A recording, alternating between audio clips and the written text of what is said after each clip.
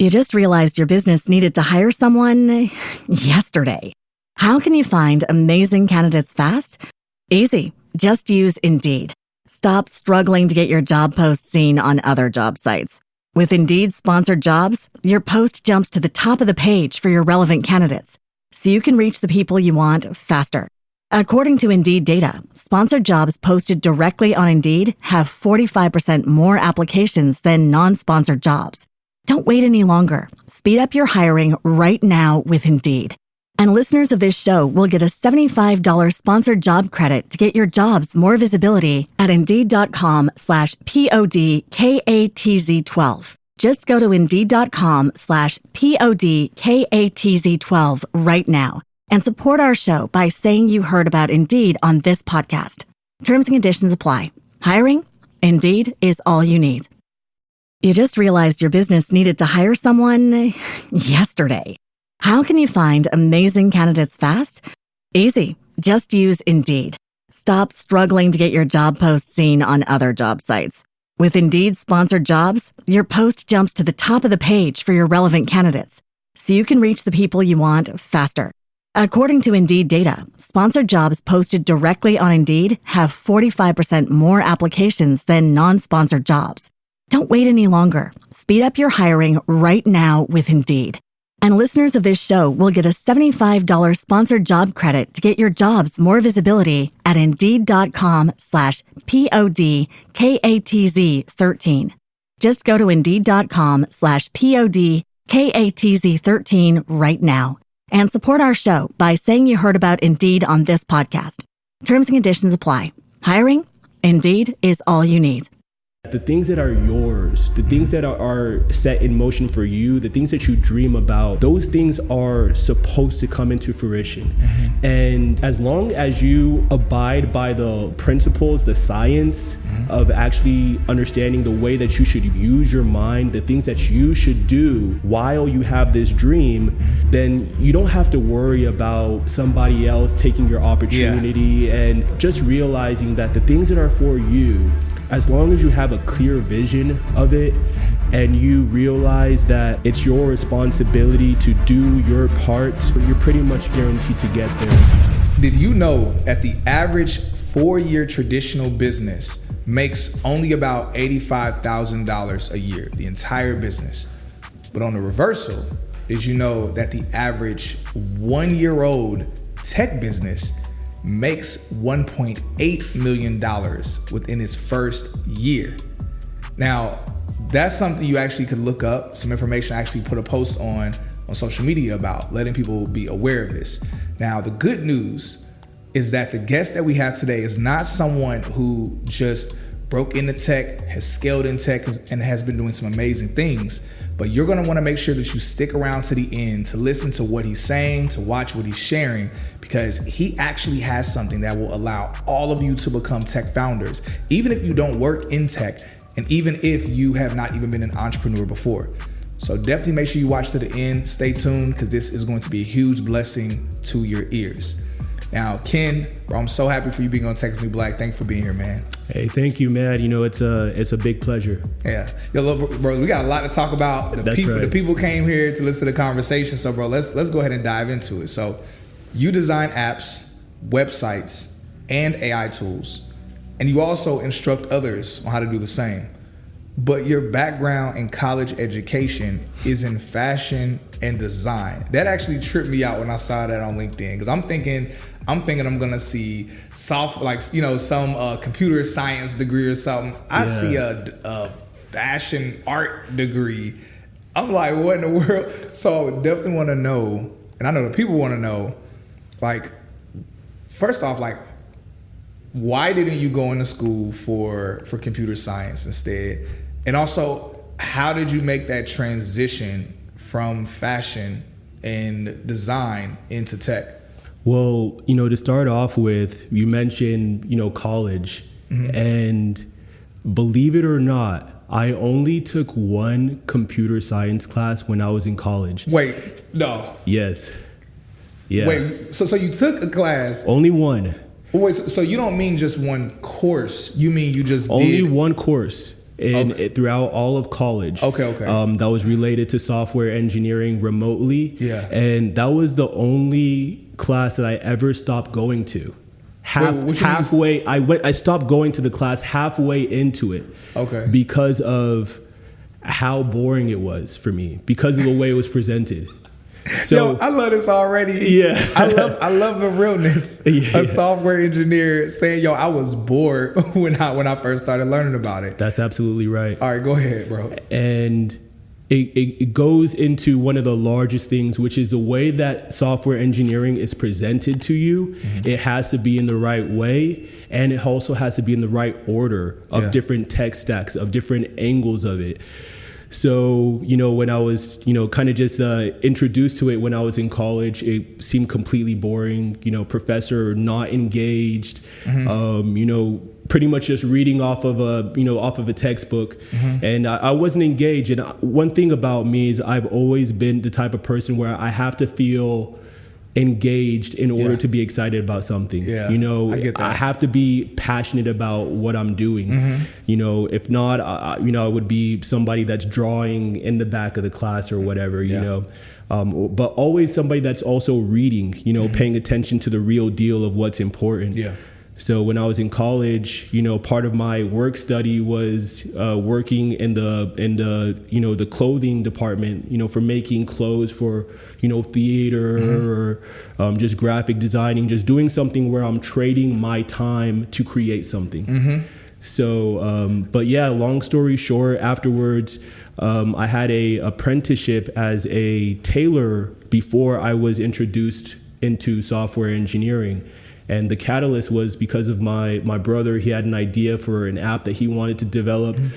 From there, he was researching into, how he would be able to get it built. And then from there, you have a couple of different routes, right? Mm-hmm. Either you give somebody else equity in your app and you help try to, you try to explain to them what you're trying to build and hope that they, can build it according to your vision, or you try to fundraise and you try to, get enough money to be able to build it. Yeah. Or the last option is you learn how to build it yourself. Yeah. Right. Man. So, from there he began on that journey, and then, the family introduced it to myself, and I was a little hesitant at first, because I'm going, man, I tried this before. Yeah. It didn't look like it was something that was going to be for me. Mm-hmm. But then, I tried it again in a different way where it was something that was, more creative. So, one of the first tasks that is in engineering is your hello world. You just output hello world with JavaScript. And long story short, as soon as I did that, I just fell in love with it, because I remember just thinking that hello world could say anything I want. It could say hello Nova. It could say, it could be any color. It could be, any size. It could turn into a button. It could, so from there it became something that's more creative and engaging. Yeah. Wow. Yo, that's so fire. It's so cool to hear that, because more often than not, I'm always getting messages from people where they will ask me, they'll say, hey, Cyrus, I want to get in tech, but I don't want to do any coding, or I don't want to do anything technical. I want to do something where I can express my creativity. Mm-hmm. And what you just expressed, I mean, you having a degree in the arts and you being a fashion designer. And at first, when you first were confronted with technology, maybe you felt that same way where you're like, yo, I'm not able to express my creativity in this. That's right. But once, you were introduced to it in a different way, you were able to see yo, I can really be very creative with this and have a lot of fun. Mm-hmm. I have a close homeboy, and I told you before we started rolling, before camera started rolling, I was telling you how one of my close homeboys, he's a huge inspiration as to why I got in tech. And I remember being at his crib, and he was kind of showing me just some of the things he was coding and just developing. Y'all know I still don't know how to code right now. I definitely am planning on starting to learn how to code, just because I'm starting to become more fascinated with it. But I remember him explaining it to me in a way I'd never heard anyone explain it to me. So he was explaining it to me where he said, he was like, yo, I can see God in my coding. He was saying how he can see like the power of creation, Absolutely. and the power of design, and the power of, he said, yo, it's like magic to me. And I'm like looking at the screen, I'm seeing a bunch of ones and O's, and I'm like, okay, bro. But it was still the first time I heard someone explain it to me in a way where it sounded like art. Absolutely. And it sounded beautiful. Yeah. And that was the moment that it clicked for me, where I was like, you know what? It's not that technology is not for creative people. Is that sometimes, like you mentioned, sometimes creative people have just been presented technology in a way that doesn't resonate with their creative side. Yeah. And so what would you say to the person that's listening to this, that's watching right now, and they're thinking like, you know, they smacking the seat. They like, look, I'm only watching to the end to hear about this play, to figure out how I can like make some money and start a business in tech. That's right.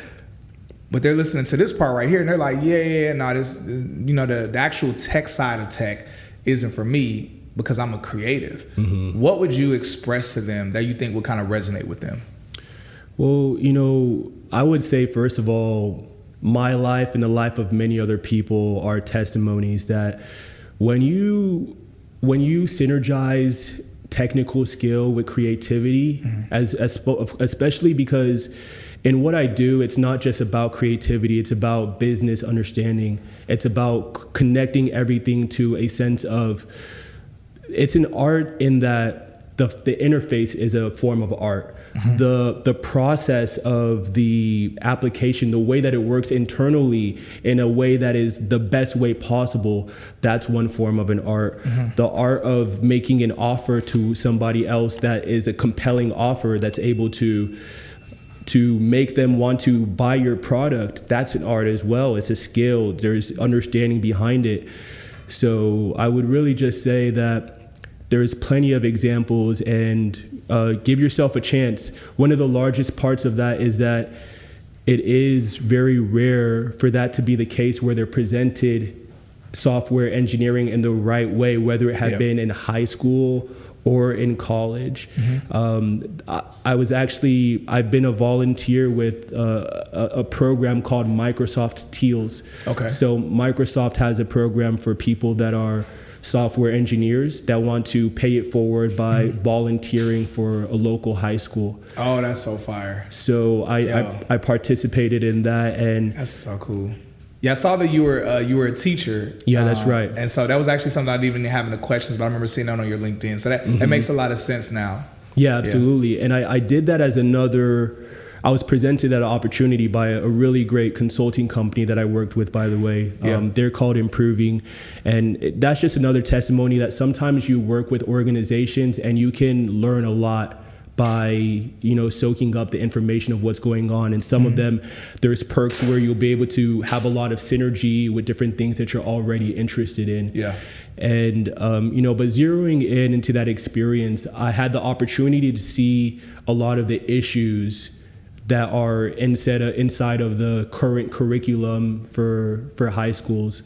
And, you know, long story short, there just needs to be, in one class, you're able to see a shift of people believing that they can do it now. That's so cool. I'm sure they have some form of reports that show that there was a large boost in engagement and excitement because of having somebody that can really answer the questions, that has really been in the field for a long time. So, you know, we've developed a curriculum where we're also trying to partner with different institutions. I'm going to be hosting some workshops in local universities. So really just trying to impact the curriculum and share information in a way that's, you know, as valuable as possible. Yo, man, love what you're doing so much, bro. Let us know, like, whenever you're partnering with those universities. So, you know, so myself and techisthenewblack can like post it and put people on, let people know. Now, look, let me know in the comments if you resonate with what he said, if you feel like what he's saying is like truly speaking to you. As always, you know, make sure y'all are liking, subscribing, all that good stuff. One thing we're actually doing is doing a giveaway now with Tech is New Black. So we're going to actually go through the comments. So for everyone that is for those that are subscribed and also that you leave a comment, we're going to choose a winner. One winner is actually going to get some Tech is the New Black merch. And another winner is actually going to be able to get a voucher for a tech bootcamp, whether for yourself or friend or family member. So make sure y'all are commenting, y'all are engaged, make sure you're subscribed, all that good stuff. So that way y'all can get some free stuff, get some free drip, you know, get a hopefully a free tech career, all that good stuff. Yeah, man. So one thing that everyone that's listening and myself can resonate with is that, and I've been noticing this more and more as I'm going to tech events, where, you know, I'm going out, I'm meeting all these people, you know, I'm at this tech event, you know, I'll be at tech, I was just at Techsgiving last week, you know, you might be at Afrotech, you'll be at Thrive, you'll be at Render, all these different tech conferences. And, you know, you're moving around and, you know, you exchange your numbers. You'll have a quick 3-4 minute conversation with somebody. You're like, oh my God, let's exchange numbers.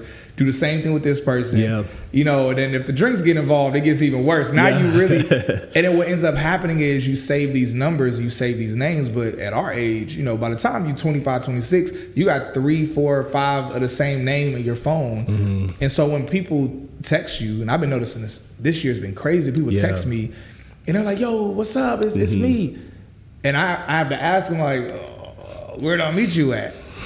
And then either one, people get offended because they're like, dang, bro, like I was forgettable. Right. Or two, sometimes they get so offended, they don't even respond. Right. They just be like, bro, you ain't gonna sun me like that. Like, you ain't gonna play me like that. You know, you Hollywood, like, oh. And so I'm like, yo, this junk sucks so much. So I would like manually, if I have enough time, try to manually think of something to help me remind me of the person. I'll try to add it. Right. But even half the time that still fails, or half the time I forget to do it. But you've actually developed some technology that fixes this problem. Bro, can you please put the people on? Because when I saw this, I was like, thank God, because I need this. Bro, please put the people on.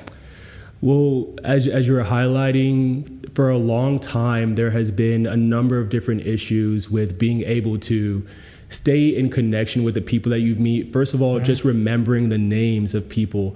And a lot of times as you're, you know, some of the stories that you said, bring up, people think that it's a personal thing. People think that it was something where you don't remember them. And even if it's not the next day, but you know, a lot of times people are afraid to ask somebody, hey, what's your name again? The reason why is because there is that feeling that person might feel like they're insignificant. Yeah, exactly. But you know, in reality, the reason why people aren't good with memory is because actually memory is a skill. There is literally a science called mnemonics that people use for remembering names, right? There's a number of different strategies that people use for remembering names, such as, like, let's say, for example, you know, you're introducing yourself and you go, you know, my name's Cyrus, right? And then somebody might go, like, who's another famous person named Cyrus? I'm the most famous. No, I'm just probably the most famous, aside from Cyrus, the Great in history that built Persia. Right? There's a dancer who won, what was that dance show? So You Think You Can Dance? Yeah, his name was Cyrus, and I actually knew him personally. Oh, did you? Yeah, I knew him back when I used to dance years ago, so it was crazy. Yeah, but I think I'm the more famous Cyrus now. I don't know, Cyrus, you might be more famous than me. I don't know. We gonna see. But yeah. But essentially, like you were saying, right? Even if you were to tell somebody that story, or even the different reference points, like King Cyrus or whatever, they would be able to use that reference point as a spring to be able to remember your name. Yeah, true. So there's a number of different strategies. But kind of zooming into Wazzle AI, we built an artificial intelligence powered contact book that's created to help people remember the name of everybody that they meet, and also help people manage their relationships. Yeah. How does it do that? Yeah. So the first element of it is, of course, memory, right? Being able to remember names, being able to remember the people you've met. So the regular phone contact book only shows you the people you've met in alphabetical order, right? Yeah, true. All it does is show you alphabetical order. So it's actually already relying on the fact that you remember the person's name. But in reality, people remember different things. They remember the location of where you met the person. You might go, I met that person at Techsgiving, you know, or I met that person at that Starbucks or whatever. So one of the unique things that it does is it saves the location of where you met the person. Oh my God, that alone is fire. Yeah. Because then you automatically, like I mentioned, like now you automatically are like, okay, I met you at this place. Oh yeah, okay, but my bad. Keep going because I know there's more to it. That's one of them. We have a lot of what we call USPs. These are things that we highlight in TechFounder Pro, which your app idea, your business needs to have. You have to have unique selling points, things that you don't find in other applications. Yeah. So another one that it does is the first screen that you see is the most recently added people. Okay. So that's going to help you so that, the next morning when you're going, who are all the people I just met? You have the easiest interface of just going, you can, a lot of times you can remember based off of the different names, you might be able to zoom in into actually remembering the name. We have another thing called the relationship incubator. Yeah. So our relationship incubator, as the name kind of describes, is a place where you can see all the people that you've connected with that you might have not necessarily reached out to yet. Okay. So if you're trying to, the goal is that people move from being in the relationship incubator into adding them to a specific group. Yeah. So whether that be acquaintances or friends or homies or homegirls or whatever it may be, you're adding them from just being another phone number in your contact book to actually being part of a specific group. Yeah. That's some of the features we have. We have some other ones. It's profile based. Cool. Look, y'all head to the website so that way y'all learn the other features. Wazzle AI. That's crazy, man. Yeah, so Wazzle AI, y'all make sure y'all check it out. Check the show notes. We're gonna make sure we have all the information for Wazzle AI. Make sure y'all check the information down there. We're gonna have everything in there for y'all to reach out to. Yo, that's so fire. I'm thinking, and I'm sure y'all have thought about these pieces already, but now you got kind of like my business mind, the wheels just turning and stuff. Like, I'm even thinking, one for a networking component, because I'm going to be very real with you. Usually when I've started doing, I'll meet someone, I'll ask them what their Instagram is, and then I'll find a picture on Instagram, screenshot it, then go save their name, then add a photo. But that process takes so long when you're networking, you're talking to people. Yeah. So I always just end up forgetting who the people are. Oh, that was actually one more thing that I would love to highlight. There's literally so many different ways that you can connect with people, whether it be Instagram or all of the different social media, email, phone number. Even now, you have physical business cards, you have digital business cards. So there's so many different ways with Wazzle. It allows people to just decide how they want to connect with you. Oh, that's so fire. So, because sometimes somebody be like, I don't want you to have my number. Like, yeah, absolutely. Just let them, they enter their name, and then from there they get to decide how they want to connect with you. So and then from there they can add their Instagram in the app, and then you could actually launch it, from the app and all that stuff. I wonder, because I think about even businesses and sales teams, like whenever I've had my only time ever being in Vegas was when my first tech company, shouts out to Dialpad, they flew me out to Vegas for a tech lawyer event. It was a bunch of lawyers learning about technology and seeing what technology they want to implement within their firms. And I was being there to kind of like talk about our technology with my company. And I'm thinking about like how all the networking that goes on at these events. And I'm thinking like, yo, even whenever you're at the after parties at those events, that's usually where the best networking happens. People are drinking, people are kind of like mixing, mingling, having fun. But I'm like, yo, that's actually the hardest time to remember whose number you took down. And I'm thinking like, wow, I'm like, yo, this will be a fire B2B thing, like we're businesses. I'm sure y'all think about these things. I'm just thinking like, that's very right. Oh my goodness. Yeah. I love this. I love what y'all are doing. If you're interested in breaking into a 6-figure career in tech or scaling to over $500,000 in tech, then this video is for you. If not, then just swipe away. But I was able to break into the tech industry October 2021. And in my first year, I scaled to over $500,000 in tech. My second year, I was able to gross over $1 million. More importantly, I was able to freely help over 600 people break into 6-figure tech careers as well and scale further in the industry. Now, the number one question I've been getting from people is, how was I able to do this? How was I able to make so much money? How was I able to also help as many people as I've been able to help? Well, aside from doing coaching calls and trying to spend a whole bunch of time helping people individually, I've decided to create the Tech Rich program, where I literally break every single thing down that I've done and what I've been doing to show others how they can break into tech faster or scale to over $500,000 plus within their first few years in the tech industry as well. All you got to do, click the link in my bio. All the information's there. Check out the description. Message me if you have any other questions, and I'll see you on your journey scaling in tech. What I'm curious about is, because you still are a senior in tech, so you're working senior level in tech, crushing it in that. You have Wazzle AI and something else. We're going to talk about that in a minute. Mm-hmm. How are you able to manage like thriving in your tech career as well as being a bit of a dual tech founder? Yeah, absolutely. Because I know it's a lot of people that are in tech now, a lot of people that want to be in tech, and they're thinking, okay, I want to work in tech, but I also want to do this thing and I want to run this business. Like, how are you able to do that? Mm-hmm. Well, the best way I can describe it is, the reason why I'm able to do the things that I do is because of what I don't do. Okay. You got to explain that to me. That's like a bar. I haven't had a TV in my place for a long time. Oh, man. I live a life of, I like to spend my time meaningfully. Yeah. So a lot of people know that I'm either working in a way and my work is stuff. You just realized your business needed to hire someone yesterday. How can you find amazing candidates fast? Easy. Just use Indeed. Stop struggling to get your job post seen on other job sites. With Indeed sponsored jobs, your post jumps to the top of the page for your relevant candidates, so you can reach the people you want faster.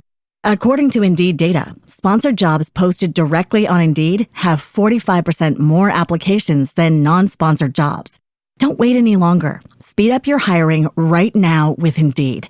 And listeners of this show will get a $75 sponsored job credit to get your jobs more visibility at Indeed.com/PODKATZ12. Just go to Indeed.com/PODKATZ12 right now and support our show by saying you heard about Indeed on this podcast. Terms and conditions apply. Hiring? Indeed is all you need. You just realized your business needed to hire someone yesterday. How can you find amazing candidates fast? Easy. Just use Indeed. Stop struggling to get your job post seen on other job sites. With Indeed sponsored jobs, your post jumps to the top of the page for your relevant candidates, so you can reach the people you want faster. According to Indeed data, sponsored jobs posted directly on Indeed have 45% more applications than non-sponsored jobs. Don't wait any longer. Speed up your hiring right now with Indeed. And listeners of this show will get a $75 sponsored job credit to get your jobs more visibility at Indeed.com/PODKATZ13. Just go to Indeed.com/PODKATZ13 right now and support our show by saying you heard about Indeed on this podcast. Terms and conditions apply. Hiring? Indeed is all you need. That I'm passionate about, yeah. Right? Mm-hmm. Moving the chains forward, for Wazzle AI, which I've been building for 5 years now. Yeah. We've been, it's a process for that. But now with AI and a lot of the things that we teach in, TechFounder Pro, you could greatly accelerate that process. Mm-hmm. But I don't really like to waste my time too much. Yeah. And I really, do things that are meaningful for me. I know that the time that I spend is very valuable. Yeah, that's good. I lived in Nigeria for, in the middle of my life, from 7th grade to 9th grade. And, that experience of living in another country, in another country, and then you coming back into America where there's so much opportunity, there is so much information out there and opportunity for people. And I feel like my time is best spent where I'm doing the best I can for myself, for my community around me, and trying to empower people that are around me. And then also, my goal is to be able to help people back home in Africa as well. Yo, bro, that's so fire, man. That's so incredible. Like I resonate with that so very much. And one of the things I'm kind of thinking of is, so I know you're like that, and I resonate with that to a degree. The place I stay in now is the first time. No, well, I don't have a TV in my bedroom. I've never had a TV in my bedroom. The place that I stay in now, I want to make sure I'm not lying. Yeah, the place I stay in now is the first time I've ever had a TV in my living room that was actually plugged in. Yeah. What's funny is that I would have TVs in my living room. They wouldn't be plugged in, but the only reason I had them there is because people would come over. Exactly. And they'd be like, you don't have a TV in your living room. So it was like aesthetically, I was like, I need a TV sitting here, but it would never be plugged in. I would never have Wi-Fi, or not Wi-Fi. I would never have anything to use it. The TV that I have now, I use it every now and again, use it sparingly, but definitely resonate with the notion of like, I'm passionate about what I do. Everywhere I go, it could be 2, 3 in the morning. I could be out somewhere talking to people about podcasting, talking to people about the tech industry, all those things. Yeah. But I know that most people might not be like us, not yet at least. Why did you decide not to have not to use the TV so much? It was because I get easily distracted, and I know how addictive it is. Yeah. Social media is the exact same way. My justification is that I, put a lot of content on social media. That's right. But even every now and again, I catch myself just kind of doom scrolling and, or getting caught up in the comments of some post. Yeah. And I have to remind myself, like, Cyrus, this is not making you money.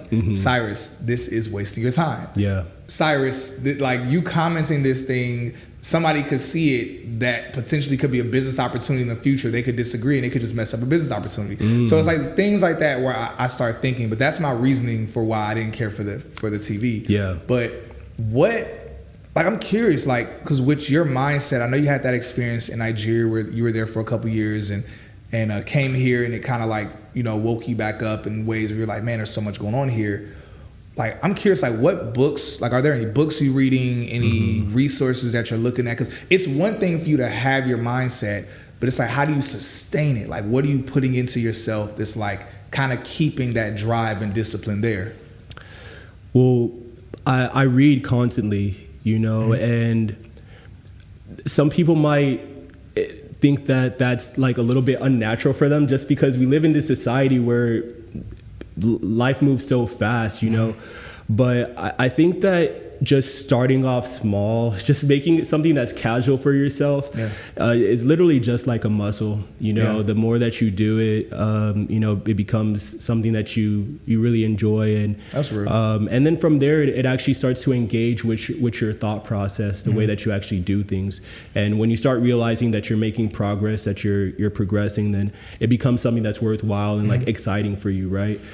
But yeah, one of the books that I love right now it's called The Science of Getting Rich. And who wouldn't want to get rich right now? The Science of Getting Rich. The Science of Getting Rich. And one of the things that it really highlights, a lot of really, really valuable principles. But one of the ones that really comes to mind is just the difference between having a competitive mindset and a creative mindset. Okay. So, essentially understanding that the things that are yours, the things that are set in motion for you, the things that you dream about, those things are supposed to come into fruition.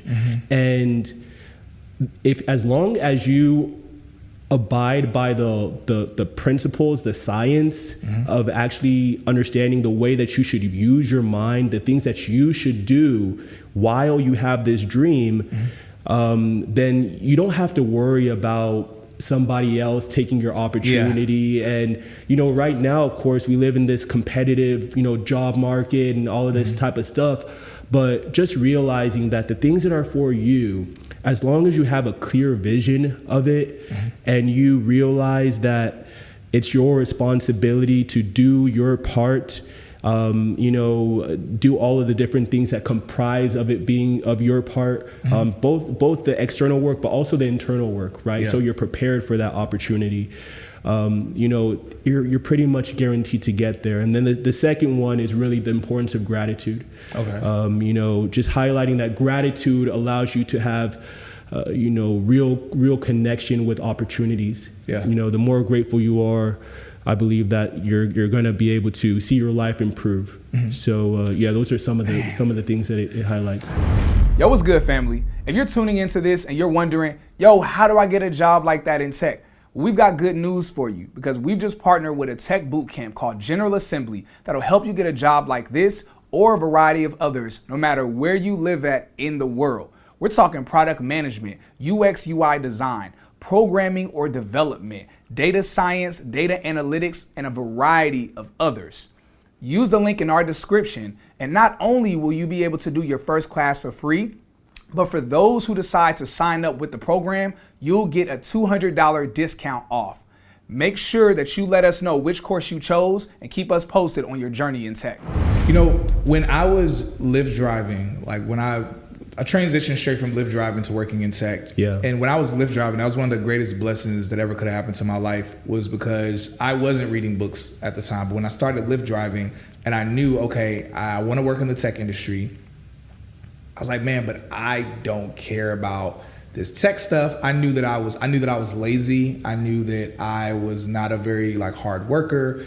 I knew that I didn't care about business. I didn't care about what was happening in the world. But I realized at that point in my life, I need to change my mindset. I have to change who I am. I have to change my mindset to change who I am, to change my circumstances in my life. Mm-hmm. And so that was when I started listening to books on Audible. Yeah.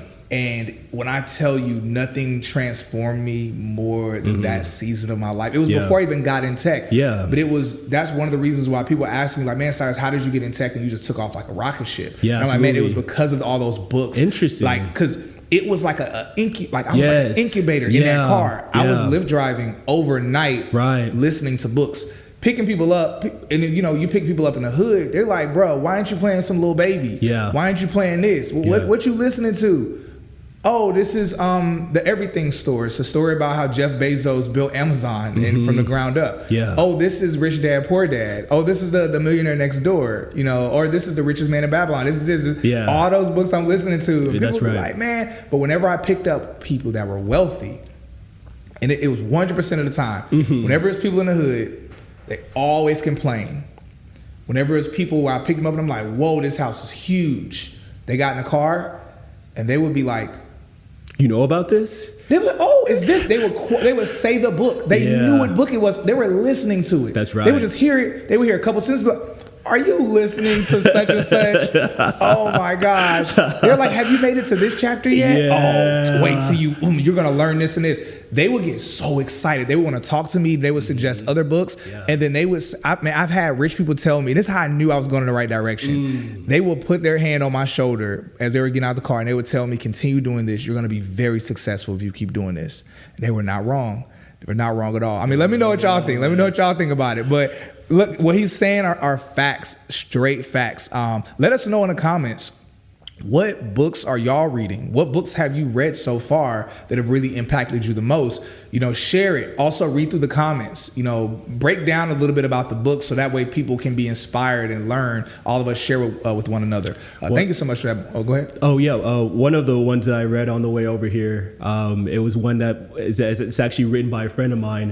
His name is Peter Lee. Yeah. He wrote one called Taking the First Step. Mm-hmm. And it's about helping people with interview preparation. Yeah. And he just gives a lot of game. He's been in corporate for such a long time, incredible guy. Yeah. And he just gives he gives a whole bunch of really valuable insights into what you want to do in an interview. Yeah. Just understanding, different characteristics that you want to, present, or being able to know what skills you're bringing to the table and how you can highlight those things when you're in an interview. Yeah. Because we all have experience. We all have, it's just about knowing how to communicate the experience that you do have in the best way possible.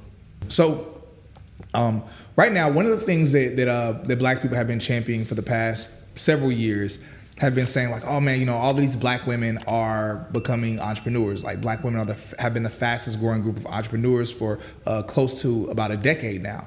And Then Latino women are right behind them, and Black men and Latino men are right behind them. So it's like, man, we're the fastest growing group of entrepreneurs in the world, and we were so happy about it. Yeah. But if we actually look at the numbers, we are still getting further behind when it comes to debt.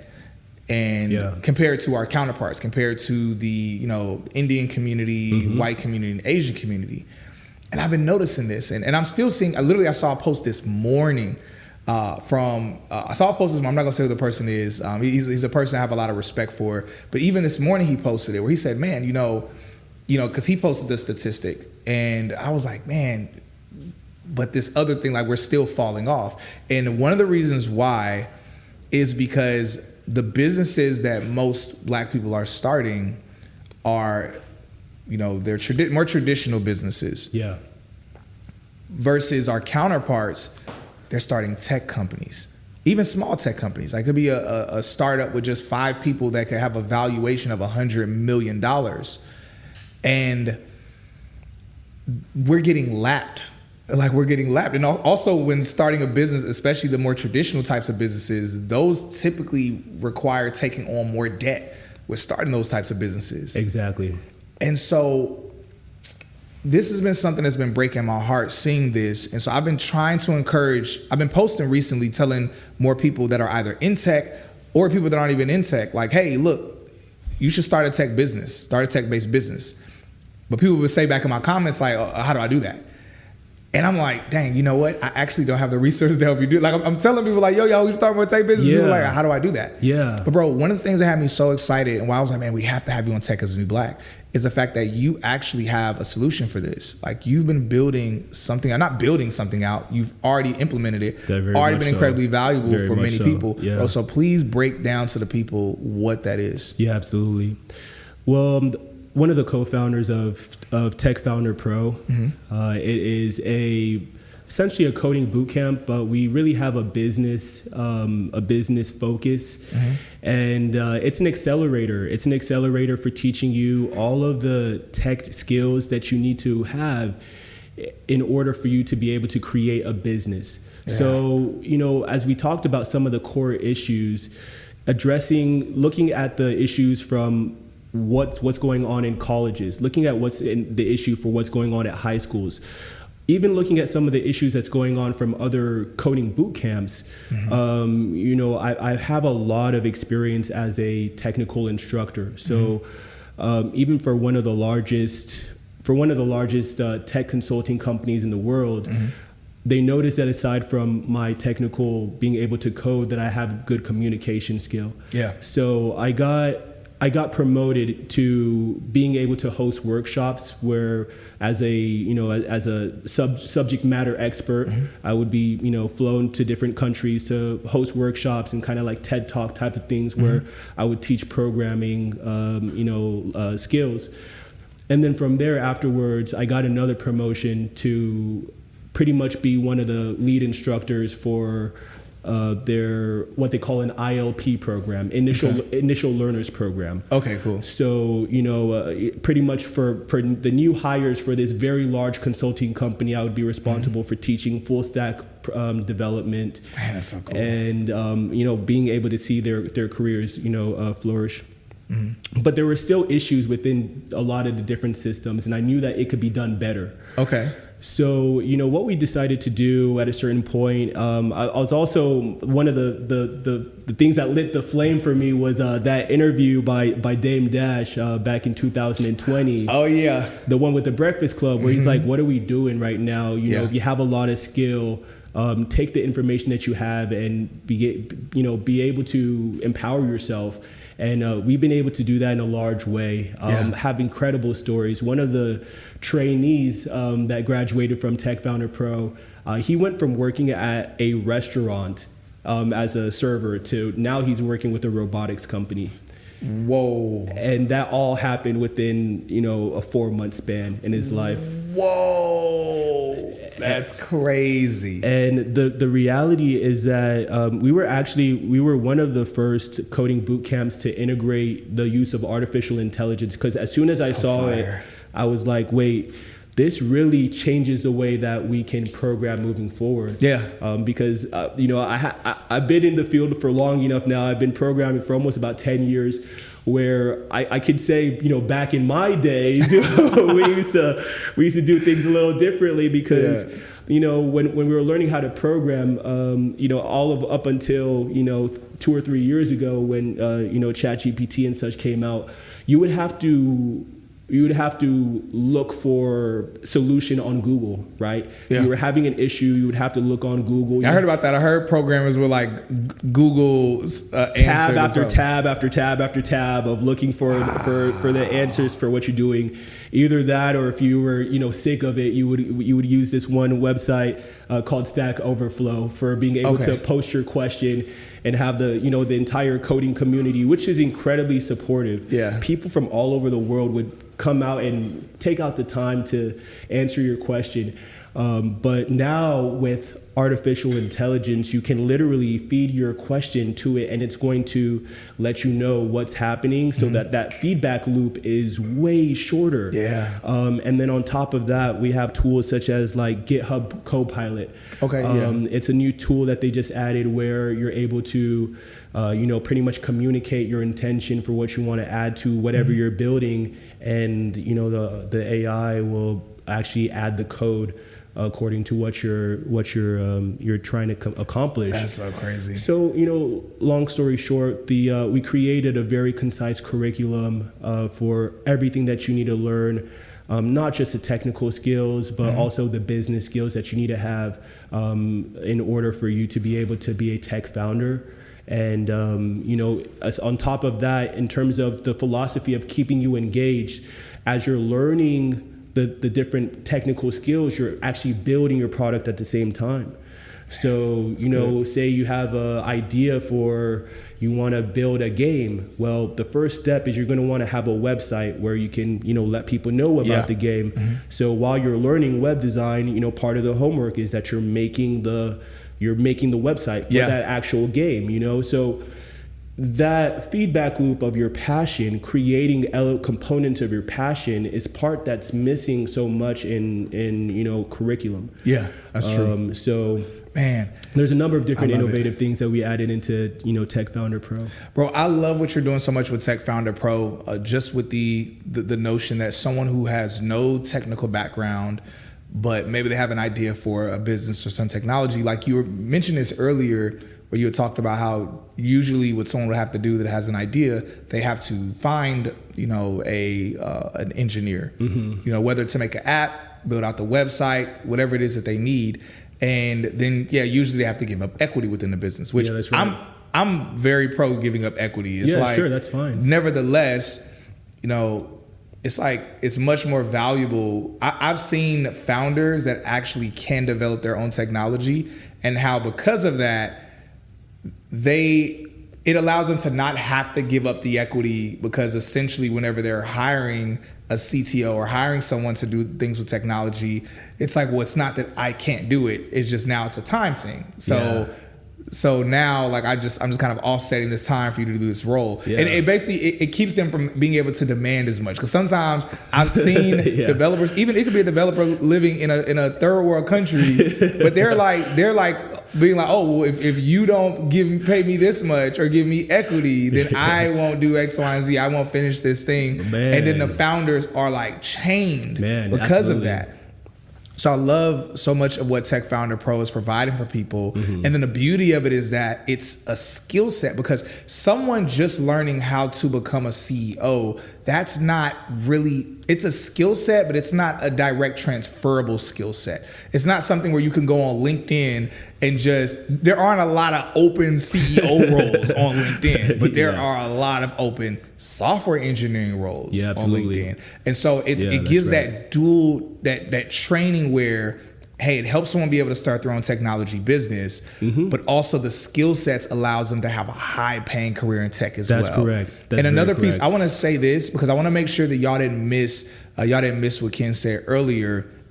You talked about when your company was basically having, you were getting flued out and you were speaking and doing all of these things, how you were learning on the job. You were learning the pros, you were learning the things that the company was doing right, but also the things they were doing wrong. So you were able to assess how, when you build out TechFounder Pro, how to create something similar but much more efficient and better for people.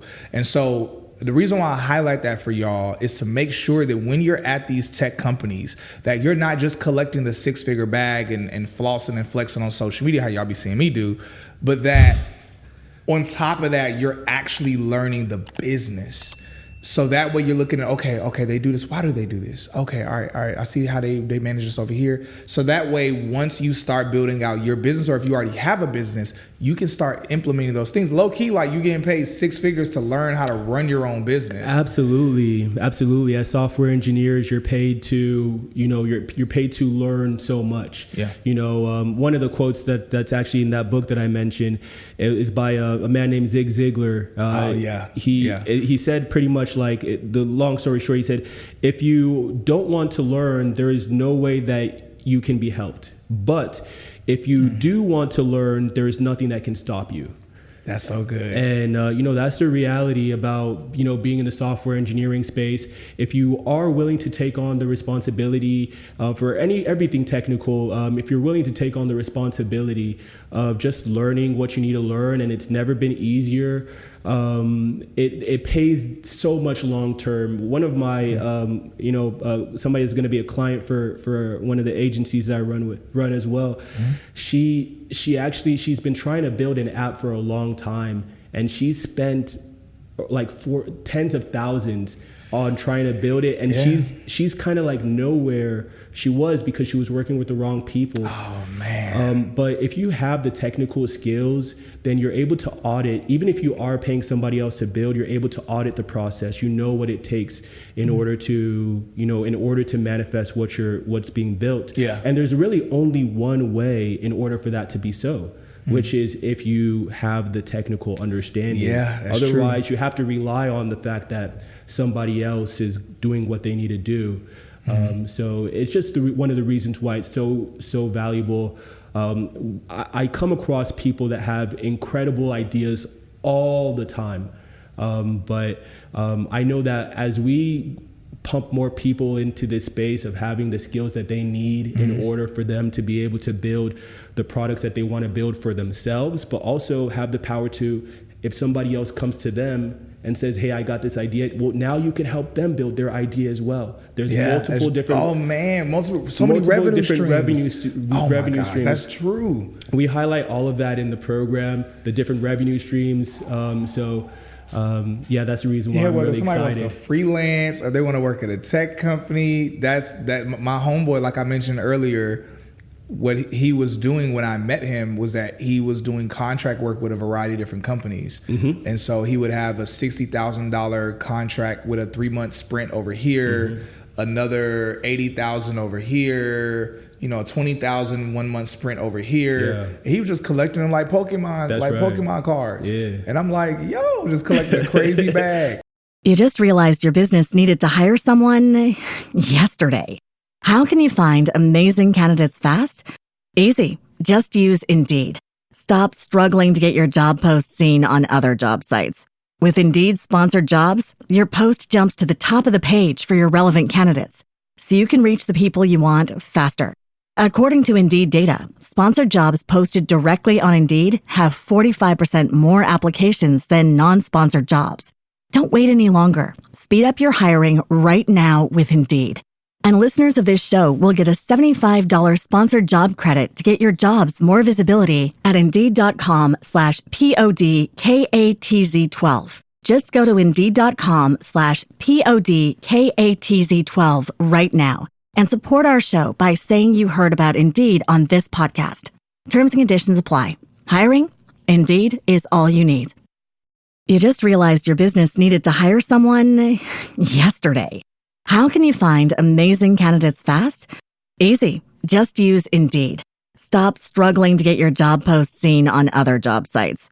With Indeed sponsored jobs, your post jumps to the top of the page for your relevant candidates, so you can reach the people you want faster. According to Indeed data, sponsored jobs posted directly on Indeed have 45% more applications than non-sponsored jobs. Don't wait any longer. Speed up your hiring right now with Indeed. And listeners of this show will get a $75 sponsored job credit to get your jobs more visibility at Indeed.com/PODKATZ13. Just go to Indeed.com/PODKATZ13 right now and support our show by saying you heard about Indeed on this podcast. Terms and conditions apply. Hiring? Indeed is all you need.